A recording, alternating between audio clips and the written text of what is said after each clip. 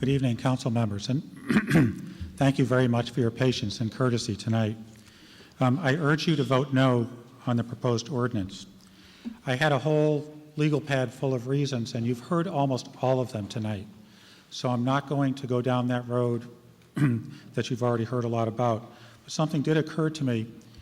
I had sent, like many people here, a letter urging a no vote to the council. And I did receive a response back. I received it from you, Councilman Gale, and I do appreciate the fact that you responded.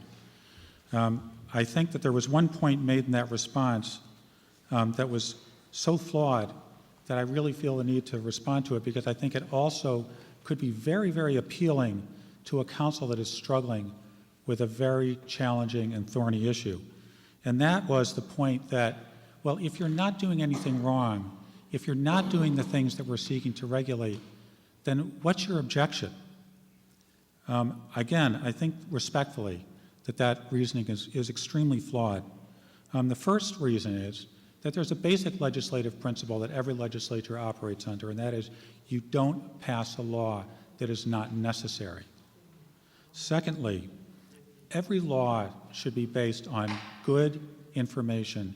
That's why there are all the committees in Congress and other bodies that study these issues. This issue, we've heard so much tonight. We've heard people saying that there are unfair and deceptive things happening. We've heard people that work at the clinic saying that this is not happening. With all due respect, it appears that a false narrative has been adopted completely based on the claims of one side of this debate.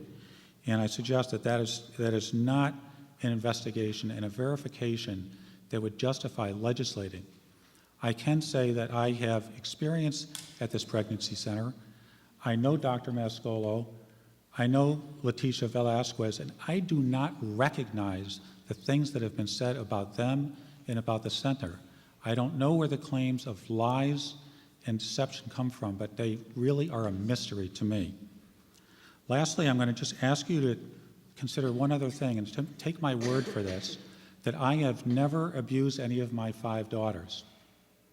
And yet I would object strenuously if someone said, put up a sign outside your house that says, no one in this home will be abused by me. And that's, in essence, the reasoning that I heard from you, Councilman Gale, about one reason why we should not object to this legislation, which appears to be based on a very false narrative. Thank you for your time.